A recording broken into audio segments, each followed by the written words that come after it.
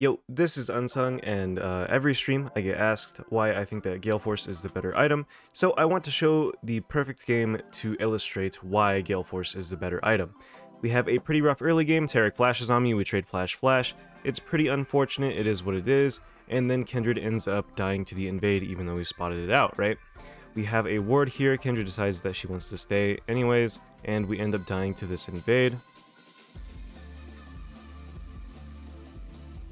So basically our early game isn't that good. Kindred comes back down, dies again, contesting the red buff, even though we just want to have her start topside. It is what it is. This is a bad game, right? Immediately I can recognize that my team is kind of unreliable. I have a Zac support, which is something that is really strong with Samira if we're able to play it perfectly, but we're basically in for a bad game. Our bot side has lost already, it's 1 minute into the game, and we know that it's going to be an uphill battle. Basically, what ends up happening here is we get shoved out of lane because it's Tarek Kalista. This is probably one of Samira's hardest lanes. I'm forced to use all 3 of my potions, but they end up walking up and making a mistake underneath our turret here. Tarek, as you know, has no flash. I have no flash myself, but Kalista gets tagged. We go and we have a successful all-in, and this turns into me getting a double kill. At this point in the game, I know that the only way that we could possibly win is if I am the only driving force on our team, right? If I'm the only person on our team that we're going to be playing around, it's the only way that we can win. However, the Kindred is intentionally feeding. She is not interested in playing the game. She's ran it down top at this point, and now we are really in for a rough one, right?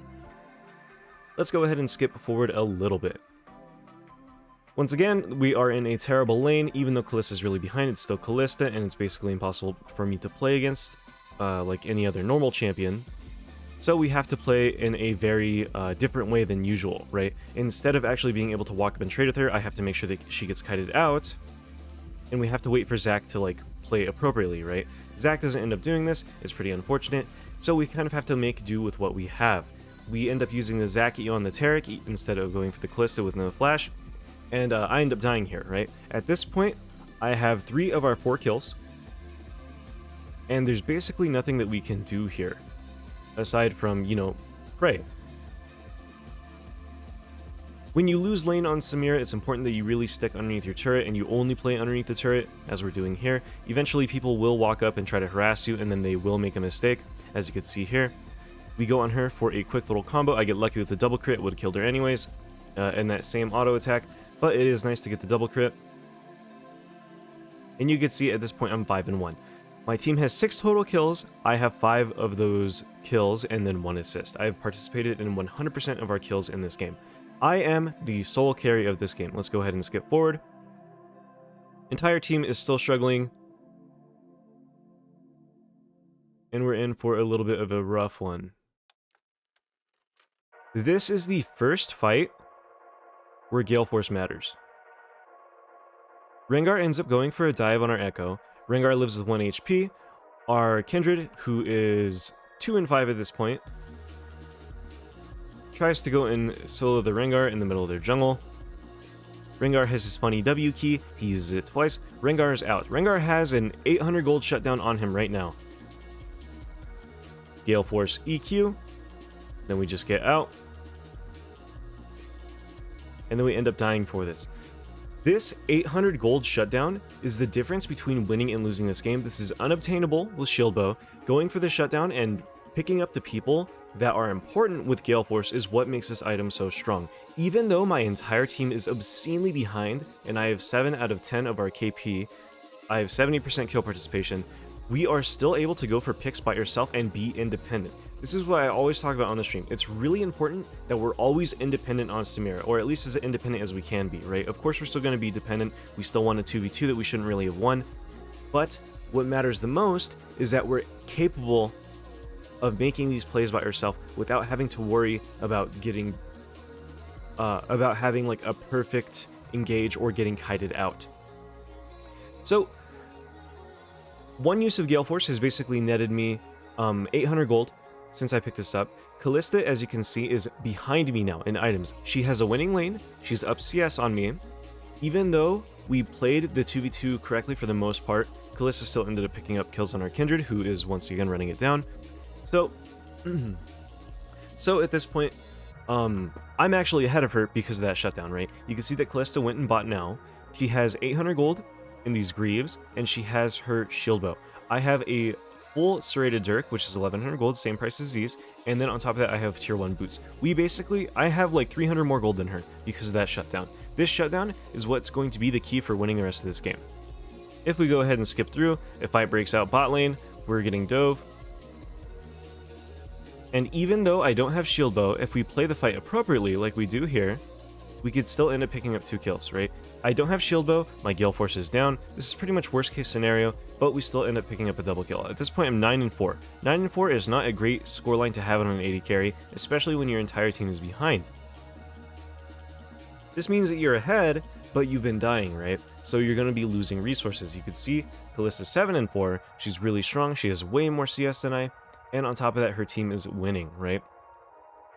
Now, where the Galeforce really turns on is fights like these. You can see this is immediately after the last fight. I'm still 9-4, but once again, I still have a little bit of an item lead because I do end up getting that shutdown on the Rengar. That extra gold that I got on Rengar is what's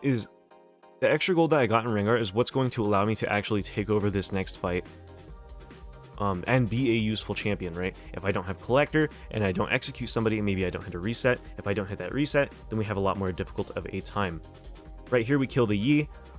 Using the blue buff, we EQ, so that way it leaves a sash behind, so it detonates no matter what time he comes out. And then we flash the Tarek's E again. Immediately after that, we go in.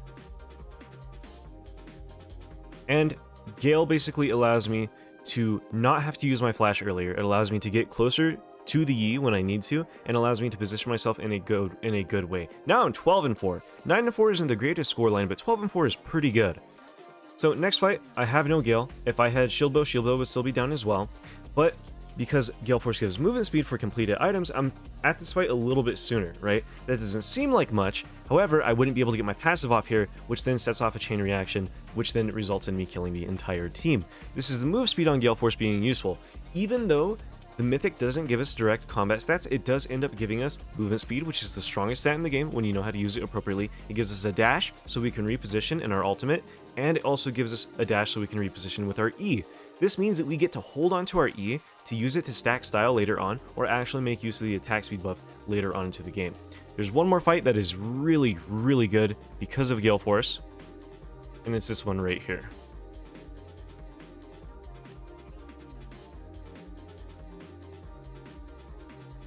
As you can see, Rengar jumps on me. I'm able to kite him out because I have Gale, and then we can reposition to hit our E on multiple targets to actually go in and win. One more fight where Gale is really useful is right here. Now, as you can see, my Gale is down, but I still have access to my flash for this fight, right? Mastery is decently low. Even though I don't have Galeforce, what I can actually end up doing here is flashing in. We try to use our Gale, and then we force Yi's flash. So I'm able to gap close, get on top of him. Alright, last fight where Gale is incredibly useful. Watch my positioning in this fight. The way that this fight plays out is pretty particular, right? We burn the Tarek R, so I know that we have to kite back. They end up using Callista R, and we know that Yi is going to go for Kindred over everybody else to try and burn her ultimate. Yi probably should have been DPSing me at this point, but it's whatever. But we're able to jump back in, use our E defensively, and then Gale back into the middle of the fight, so we're actually able to deal the most amount of damage to their team as possible. Let's go ahead and watch that one more time, because it's a little bit fast.